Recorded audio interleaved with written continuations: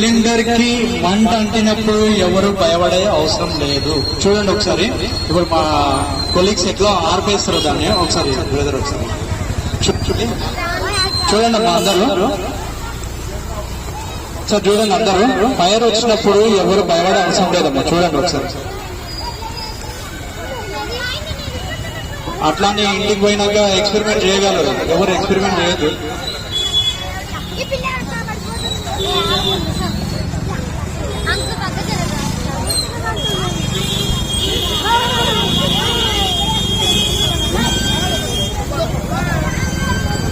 Hello hello చూడండి అమ్మా అందరికి చూడండి. ఎప్పుడైతే మనకు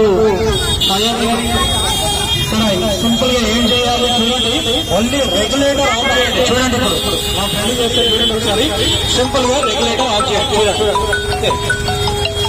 హలో అర్థమవుతుంది కదా అందరికి.